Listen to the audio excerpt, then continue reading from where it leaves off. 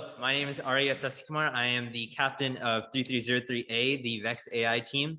I'm very happy to be giving you this engineering interview video presentation. Our team has a total of 18 members, and across the season, we've built a number of robots, as you can see right here. We've built these robots with our 5 divisions: our design team, our build team, our programming team, our outreach and marketing team, and our fabrication team. We've all worked together in spite of the global pandemic to bring you these designs. So we started this season by looking at the game and doing some original game analysis. So as you can see here, we're playing the VEX change-up game. So in this game, we have 2 alliances, the red alliance and the blue alliance, and we have to figure out what is the most optimum way to get our alliance to score higher than the other team by descoring balls and scoring our colored balls. So to talk about our robot design, I'd like to invite our design team captain, Arunan. Thank you. Thank you, Arya. So I'm Arunan Alamaran, the design team lead, and we're talking about first the robot design. So first, scoring balls is important because we have to score balls and the goals to get points. And the important criteria are speed, accuracy, and consistency. And possible designs included the flywheel with a hood, conveyor belt, and a lift. And I'll now be introducing Varshawn to continue on. Thank you, Arun. So removing balls from goals and intaking balls is a really important way to interact with the game elements. And the essential requirements for this goal are speed, enough torque, the mechanism to fit on the robot, a sturdy attachment to the robot, and to establish a proper grip on the balls. And filtering balls is also really important in order to make sure that we score the correct color ball in the goal. And we need to be able to do this fast and accurately. And now I'd like to pass it off to Arun. Thank you, Varshawn. So we use decision matrices in order to figure out which designs are the best based on the possible factors that we listed over there. So on the drivetrain, we considered an H drive, an X drive, and a tank drive. And the X drive and all of the X drive and H drive are omnidirectional and can drive in any orientation. We decided that the tank drive would be the best because we are most comfortable with it, and we can fit the most mechanisms on the tank drive comfortably. And then for the ball handling mechanism, it takes into account indexing, shooting, and filtering. Although we'll talk about filtering later. So for indexing and shooting, we first considered the arm, but that was too bulky, takes up too much space, and it's too heavy, and it's too slow. And then the conveyor is also too slow and cannot take into account for filtering. Therefore, the roller system is the best because it is fast, lightweight, easy to adjust to get the best ball path, and additionally, it is one of the easiest to make. And then the filtering mechanism. Although we could have stuck with the roller filtering system would have been difficult to keep consistent, and therefore we stuck with a pneumatic filtering system because we can just simply punch out the balls that we don't want within the robot. And filtering is important so that we can sort through balls quickly and efficiently without having to do it externally outside of the robot. And then for the intake, so the fixed intake is essentially where the robot deploys the intakes and it remains in that set position for the entire match. And however, this is not good because that way we cannot have a good tolerance to pick up balls on any position in the field because it requires insanely precise accuracy. However, with pneumatic intakes, we can open up the intakes and close them as we wish. And when we open up the intakes, we increase the tolerance, and so that way we can pick up balls with greater accuracy because there'll be a greater area in front of the robot to pick up the balls. And therefore, we chose a pneumatic intake, and there are pneumatics on each intake, so one for each side. And I'll be passing off to Sarvation, who is the fabrication lead. Thank you, Anan. So I'm Sarvation, I'm the team lead for fabrication, and I'll be handing it off to Namrata to talk about the first section.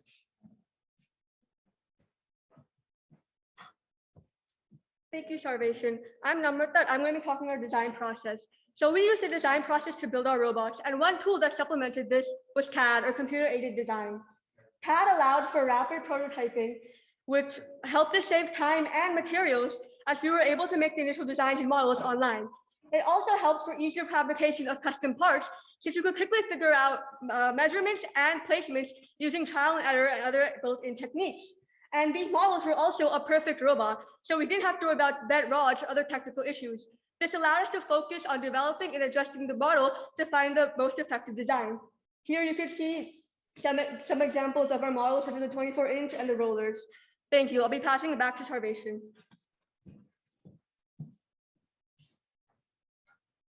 Thank you, Namrata.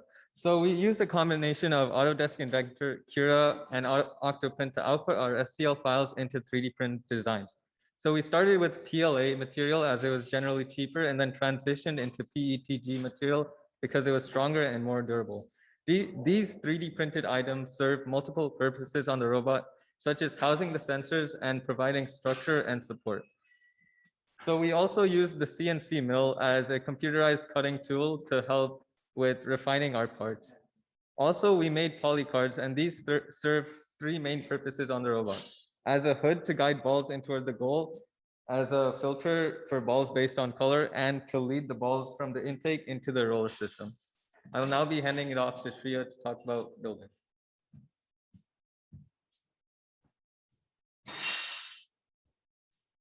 Hi, my name is Shreya, and currently I'm the lead on the design team. Right now, I'm going to be handing it off to Arya for him to start talking about a few of the things we built.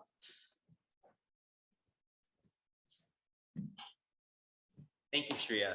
So on our robot, we'd like to start with our drivetrain. So as you can see right here, we're using a tank drive that Arunan previously talked about, that we came across this decision by using the weighted objective table or the decision matrix. So both of our robots use 6-motor drivetrains, and we're running those motors at 600 RPM cartridges. However, that is a very fast RPM, which means the robot could easily stall in a match. So to mitigate the stalling effect, what we're doing is we're reducing the speed by increasing our torque by gearing it down. We're using a 12-tooth to 18-tooth gear ratio, which gears it down by the original speed of 2/3, which means now instead of going 600 RPM, we're going 400 RPM on the drive base. And as you can see right here, we've chained our drives on both robots to increase traction. Next is a picture of our intake on our 15-inch and our 24-inch robot. So on the right, we have our 24-inch robot. And as you can see right here, we have the pneumatic piston intakes that Arunan previously talked about that open and close. So you can see how we're integrating our design team into the building and the fabrication as well. So these pneumatic pistons essentially allow us to increase the margin of error that we have on our robots. So we're able to easily intake balls instead of having to be very precise. And additionally to a similar aspect on our 15-inch robot, we also have intakes that can open and close using motors. So this allows us to have a greater area of entry for the balls, so we don't have to be as precise. And additionally, it helps us with our sizing process. So here you can see on the left, we have our 15-inch prototype for our shooter mechanism and our 24-inch robot on the right. So on the left, we have the shooting mechanism that essentially has to overcome a 3-inch gap because our 15-inch robot is only, 15 inches tall, and the goal is 18 inches tall, which means we need to shoot the ball up 3 inches. So the way we do that is we have the shooters that are angled in a way where the front shooter is a little bit lower than the back shooter, and they're going at very high RPMs. What this means is that the ball essentially gets propelled up almost like a vertical flywheel, and this propels the ball into the goal. This is a very unique solution to this design challenge that we came up with, and we're very proud of it. On our 24-inch robot, as you can see, we have the chain of roller systems that we use to move the ball up from the base of the robot into the shooter. And we don't have to design a shooting mechanism per se because our robot is allowed to be 24 inches tall, which is much more than the height of the goal, which is 18 inches. And additionally, one thing that we do that supplements our design process is that we actually use a series of QR codes on all of our motors. So essentially this QR code repository has a website that has information about each motor that we have in our organization. So as a club that has a number of teams that have been operating for almost 6 years now, we have a ton of parts, and that means we also burn through a lot of parts. So if we have to sort through and find out which motors work and don't work and the cartridges of those respective motors every single time, it obviously takes a lot of time that is, being taken away from us actually prototyping, fabricating, and building and programming our robots. So as a result, what we use is we use these QR codes that link to a database which stores the details of the motor. So for example, the purpose of the motor, the internal cartridge of the motor, and whether the motor is working or not. By storing this, we're able to streamline our design process and improve our efficiency and cohesion as a team overall. I'd like to hand it back to Shreya to do some mathematical analysis. Thank you. Hi, I'm Shreya, and today I'm going to be talking about our mathematical analysis. So for our drivetrain, the first thing we wanted to find out was what would be the distance traveled per second. And in order to do so, we had to account for the RPM of our turbo motors and the RPM of the wheel. By calculating the RPM of our turbo motor, we were able to get the RPM of the wheel by simply dividing it out by the sprocket ratio and its RPM, getting us to a RPM of 400. Once we calculate the diameter and the circumference, we're able to find the distance traveled by just simply multiplying it all out and dividing it by seconds in order to get 68 inches per second. So the next thing that we have created an analysis of is our intake. So in order to find the efficiency of our intake, we first off had to understand the ratios of not only our internal, but also our external.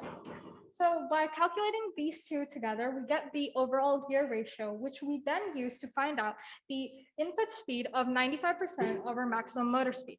We chose 95% because, as you know, VEX motors are a bit finicky, and it's not always that we're going to be having a perfect motor capacity. Therefore, by calculating it at a 95 speed, we're able to account for simple errors and other issues that could happen if our motors are not accounted for top speed. By calculating our total intake distance and time to intake, we're able to calculate our percent efficiency, which we get about to a 70.53% efficiency. Although this seems quite low, we have to once again take into account finicky motors, axles being bent, and just general issues on the field and friction. By taking that into account, a 70% efficiency is quite high because this allows us to get in the intakes much more than what we could have prior gotten if we had not used our mathematical analysis. Right now, I'm going to be handing it off to Riddhi to talk a bit more about it. Thank you, Shreya. Hi, I'm Riddhi. Our team uses 3 VEX sensors on our robot. That is the optical sensor, the inertial sensor, and motor encoders. Our optical sensor uses lasers to measure surrounding objects. The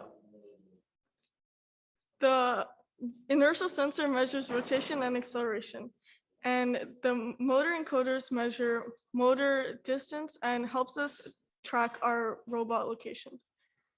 I will now be passing it on to Samarth, who is our programming lead. Thanks, Reed. My name is Smart, and I'm the programming lead for our team. And today I'll be talking about some of the code snippets of our code. But first, I'll be handing it off to Varun to talk a bit more about the sensors. Thanks, Marth. Hi, I'm Varun, and I'm going to start off by talking about some sensors that are specific to AI.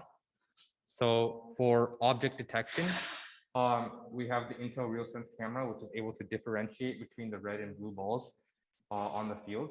And it also detects distance from the ball to the particular, it's also able to detect the distance from the robot to the particular object and the coordinates of the ball relative to the camera's view. So we know exactly how much to move a robot. Next, we have the FLIR camera, which is used for GPS positioning. It looks at the QR code strip that lines the field. It can figure out the location of the robot based on the pattern. So we know the absolute location of the robot on the field. And we also have the NVIDIA Jetson, which is basically like the brain for AI, and it's like a small computer. And we use this for computation of the data from the Intel RealSense camera and the FLIR camera, which we send together and process to the V5 brain to process it.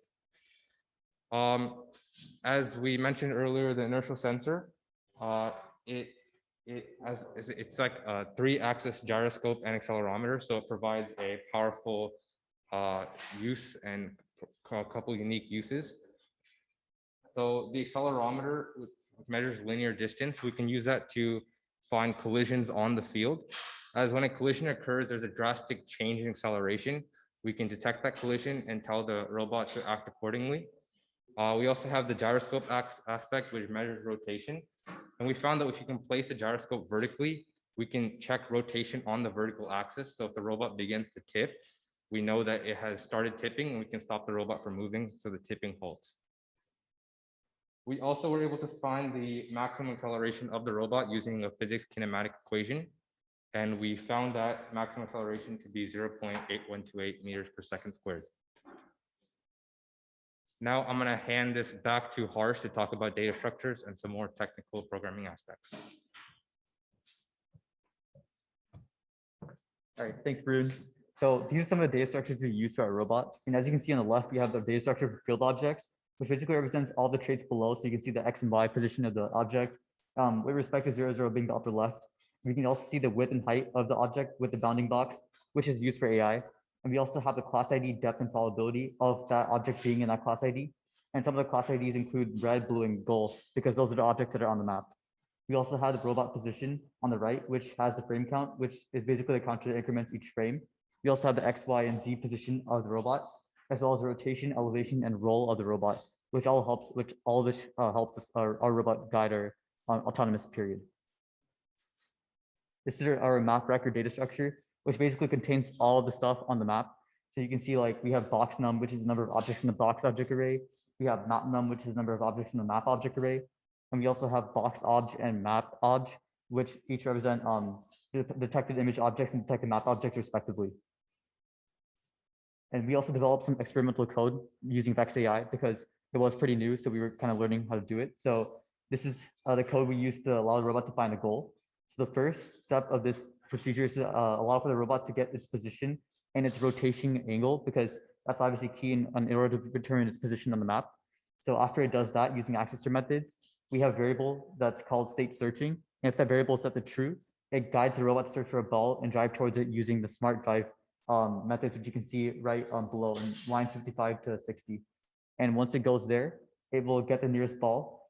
In this case, you have a parameter where it's 1, so it's going to get the blue ball. And once it does that, it's going to drive to the goal, aim, and then score. And I'm going to pass it to Varun to talk more about getting the nearest ball. Thanks, Mark. So the purpose of this experimental code is to find and retrieve the nearest ball of the appropriate color. So first, the program runs through a for loop to update the FIFO object box object with the elements of the map record array, which basically stores all the information for the balls. And then it checks the color ID to make sure we're picking the color that we actually want. And if it is the appropriate color, it considers the distance to that ball and updates the min distance variable, which will only update if the current distance is less than the current minimum distance. Once the loop completes, the program essentially knows which ball is the closest to the robot, and it will be of the appropriate color. The robot then turns to the ball and drives towards it, and it activates the intakes to successfully capture the ball, and the process terminates. Now I'm going to hand this back to Harsh to talk about navigating towards the nearest goal.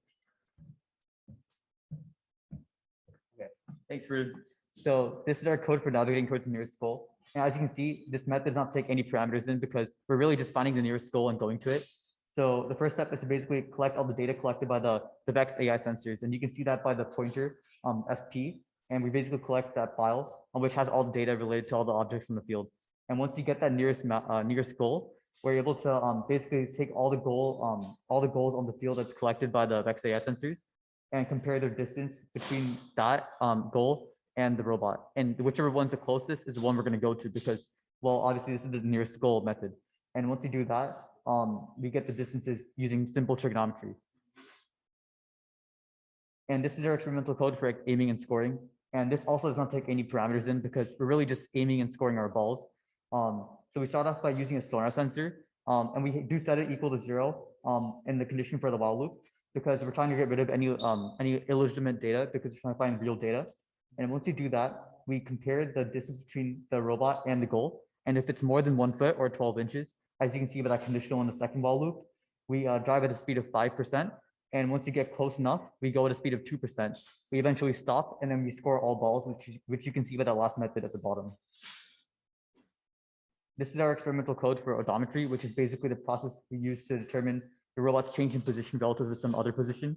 And we basically compare the last left and right turn to each other, which you can see in the middle of that code. And we also have a delta theta variable, which basically collects all the changes in our data, which is our rotation, and the changes in our left and right turn. And by doing this, we're able to minimize loss. And minimizing loss also allows us to maximize accuracy, which is really good for AI. RAM steady and odometry also work hand in hand because we're really also minimizing loss with this because with RAM steady, we're able to generate a vector that basically represents the error we face on the game field. And this is very helpful during tournaments because we don't know the exact traction of the game field and we don't know the texture of the objects because sometimes the objects are scratched up like they are over here. So by generating a vector that basically allows us to determine an error, we're able to change our positioning of a robot and again, minimize loss and maximize accuracy, which is really good for AI. And I'm going to pass it off to Varshan to talk about the autonomous routes. Thank you so much. So basically here we have highlighted in blue the autonomous route for the 24-inch robot, and highlighted in purple we have the autonomous route for the 15-inch robot. So starting off with the 24-inch robot, we go forward, pick up the ball marked number 1, then we go back at an angle and then go to the ball marked number 2. And then we deposit 2 balls in the goal marked number 2 at the center. Then we go all the way back to the goal marked number 3, pick up the ball outside of that goal and deposit it in that goal. Now for the 15-inch autonomous route, we start off with the preload and deposit it into the middle goal. And we come to the other side and pick up the preload of the 24-inch ball. And then we deposit that in the goal marked number 3. Then we go to the goal marked number 4 and pick up the ball outside of that goal and then deposit that ball on top. And now I'd like to pass it off to Shreya. Thank you, Varshan. I'm the lead of journal and outreach, and I'm going to quickly pass it to Nandana to explain our communication and documentation. Thank you, Shora. So basically, during COVID, our team had to figure out how to effectively communicate. And the 2 main apps we used were Zoom and Slack, where we held weekly meetings and logged it in our engineering notebook to make it easier to, when we did meet in person, we can use our engineering notebook to figure out what to do and easily know what we were talking about during our meetings. And we made progress and we documented that in a Gantt chart. And over here, you can see the months and our goals, and the bars show our progress. I'm going to pass it back to Shreya to talk about how we impacted our community. Thank you, Nandana. So as a team, we held a lot of tournaments. As you can see, we held for both VRC and IQ. And we had skill tournaments and we in total had 162 teams and participants who came to our tournaments. And that was all for a really good cause, because we feel it's very important to give back to the community. So all the profits from these tournaments went to children in poverty in India. And we partnered with the organization We Reach Out to do that. And we also believe that during the pandemic, there was a very big problem. There was a lack of PPE and masks. So we started a GoFundMe page called Masks for My Heroes. So we worked hard to pass the message, and we ended up raising $3,250. And we partnered with the Chinese company Twisted X Shoes, who shipped 2,000 K95 masks and 3,000 masks, who then were given to rehab and senior care centers, and also restaurants and grocery stores. And we feel it's very important to give back to the community. So thank you so much for listening. I'm going to pass it to Arya for some final thoughts. All right, thank you, Shreya. Yeah, over the course of this year, obviously the Globe, as well as our organization, we've had to figure out how we want to move forward with the challenges that we're facing during this year with COVID-19. This has changed the way we, just interact for meetings, for building, for programming, all of this stuff that we typically just, go sit on the field and do together. We now had to figure out our new way of going around this process and doing so safely. And I'm very proud that we're able to construct both of these 2 robots and create a very good team dynamic where we are constantly pushing forward the software and the design that we're building. And this competition has been a very unique experience for us. As one of the starter teams in this brand new program, we've been able to use the Intel RealSense, the FLIR, the Jetson, and integrate it with our prior VEX knowledge to create some very interesting code and very interesting movements with our robot as well. So I would like to thank everyone on the team. And yes, we'll see you at Worlds.